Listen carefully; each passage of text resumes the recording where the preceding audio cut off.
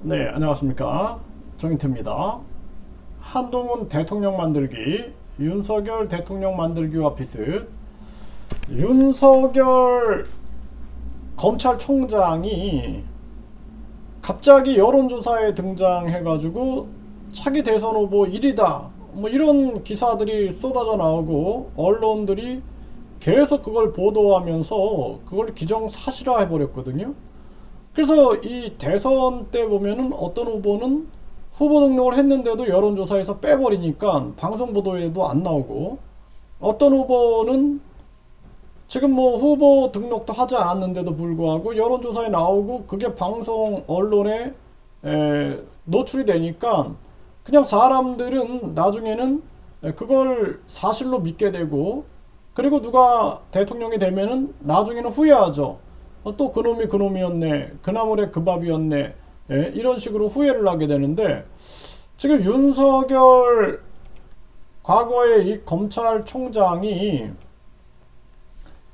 대선, 이 윤석열 검찰총장 사퇴 직후 차기 대선 후보 적합도 1위 뭐 이런 기사들, 그리고 윤석열 검찰총장이 차기 대선 주자 선호도 1위다 뭐 이런 기사들이 아예 뭐 2020년 11월에 이런 기사가 나왔거든요.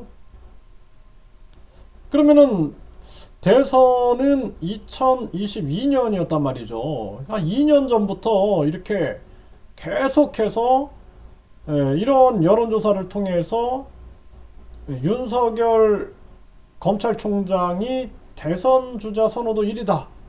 그래서 뭐 대선 출마 선언도 하지 않은 그러한 사람이 이렇게 차기 대선 주자 선호도에 나왔단 말이죠. 그래서 윤석열 검찰총장 대선 주자 선호도 1위, 네, 이렇게 해가지고 계속해서 2020년에도 이런 기사들이 계속 나왔어요. 이러면서 이제 대선 후보 적합도 1위로 굳히게 되는데요.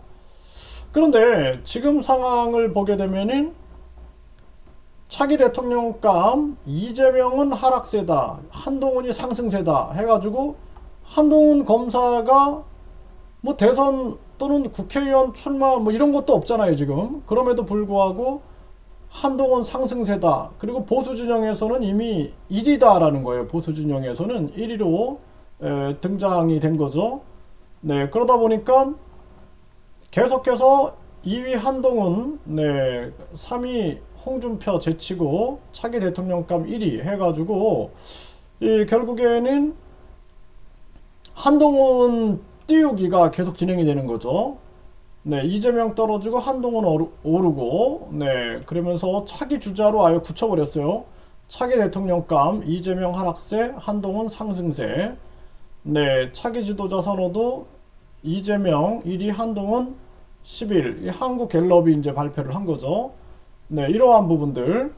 그러면서 지금 이재명이 이제 1인데 이재명 죽이기는 계속 진행이 되는 거죠. 근데 이제 이것 또한 사법 리스크이기 때문에 명백하게 이 재판 결과가 나와야 되는 거죠. 우리가 속단할 수는 없으니까. 그래서 이러한 부분들, 그래서 한동훈은 잡는 위치에 있고 이재명은 잡히는 위치에 있어요. 지금 법무부 장관으로서.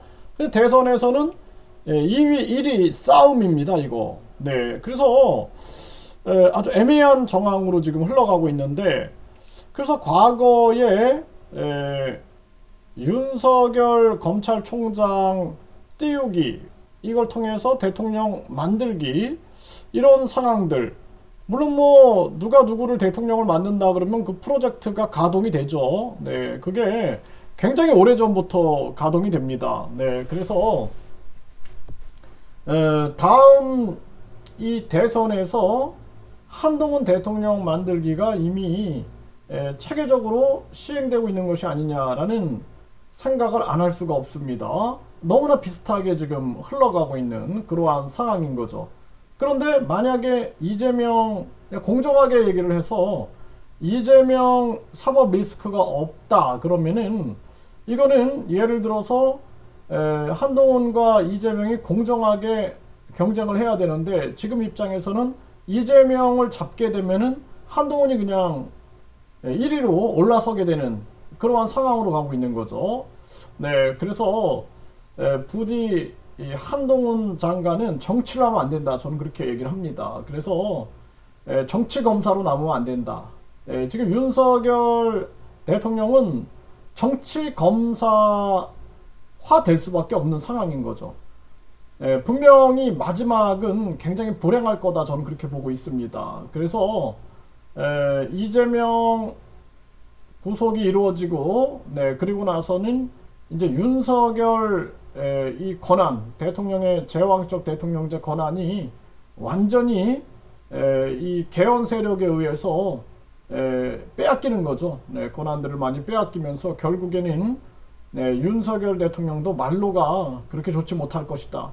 뭐 인과응보라는 게 있는 거죠. 인과응보. 그래서 윤석열 검사도 딱 정의로운 검사로 남았어야 되는데 정치인으로 변하면서 그러면은 사람들이 아니 박근혜 잡고 이명박 잡고 그리고 이재명 뭐 문재인 잡고 그리고 나서는 결국에는 본인이 대통령 되려고 한 것인가 이런 생각을 안 할 수가 없는 거죠. 지금 한동훈도 마찬가지인 거예요. 한동훈도 이렇게 올라가면은 한동훈이 지금 이재명 막 잡고 있는데 결국에는 본인이 대통령 되려고 저렇게 했나? 그리고 윤석열, 한동훈 그 계속 이어서 이제 대통령이 이렇게 나오는 거죠. 이런 식으로 기획이 있었나라는 생각을 안 할 수가 없는 거죠.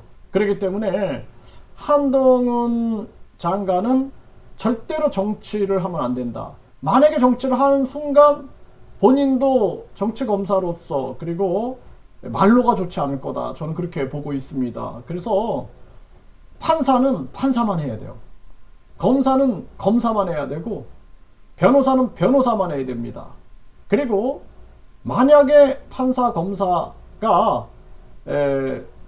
선출직 국회의원이나 대통령이 출마하고자 할 때는 3년 동안 출마 금지를 시켜가지고 절대로 자신이 가지고 있었던 권력을 향유하면서 그걸 누리면서 그것이 동시에 선거운동이 되게끔 하는 그러한 상황은 있어서는 안 된다. 저는 그렇게 보고 있습니다. 그래서 윤석열 대통령 같은 경우에도 지금 어떻게 보면은 굉장히 불안해 보여요. 네, 그래서 뭐 명예 당대표론이 나오는 거, 그리고 뭐 당정 일체다, 또 경호처가 뭐 군경을 뭐 지휘해야 한다, 뭐 이런 얘기들이 막 나오죠 지금. 네, 뿐만 아니라 뭐 시위, 대통령실에서의 시위가 제한이 된다. 이런 거 보면은 굉장히 불안해 보이고 또 주변에 방어막을 쌓는 이러한 모습들, 이런 것들이 굉장히 불안해 보입니다. 그러니까 본인이 뭐 이명박, 박근혜 또는 뭐 문재인, 뭐 이재명 각종 정치 상대자들을 많이 이렇게 강하게 힘으로 견제하고 또는 뭐 수사하고 그렇게 해왔는데 결국에는 본인이 이제 대통령 지위에 올라와 보니까 불안할 수밖에 없는 거죠. 불안할 수밖에 없는 거고 공정과 상식이라는 건 어디 갔는가. 그리고 항상 이렇게 진행하는 부분들이 처음부터 끝까지 불안한 상황들이 계속 연출되고 있는 그러한 모습입니다. 그래서 한동훈 장관이 현명하다면은 본인은 법조인으로 남겠다라고 분명하게 선언을 하고 본인은 그냥 정치적으로 손을 떼야 된다라는 거예요. 그렇지 않고 계속 정치적으로 흘러가고 계속 권력을 탐하는 길로 갈 때는 결국에는 지금 상황이 윤석열 대통령 만들기와 비슷한데 이게 무리수가 나올 수밖에 없는 거예요. 무리수가. 이게 무리수가 나옵니다. 지금은 이재명 대표의 그 사법 리스크가 철저하게 밝혀지는 게 우선인데 그 속에서 그 갈등 속에서 계속 무리수가 등장하게 되고 지금 여당 내에서도 지금은 바라보고 있지만 이제 이재명 사법 리스크가 현실화되고 그리고 이재명 민주당 지지율이 떨어지고 나서는 한동훈, 윤석열 두 검사에 대해서 정치 검사 아니었는가, 그리고 그들이 과거부터 계속해서 정치 경쟁자들을 제거하는 일을 했던 것은 아닌가라는 그러한 많은 사람들의 목소리들이 나올 수밖에 없는 정황으로 간다. 저는 그렇게 말씀을 드립니다.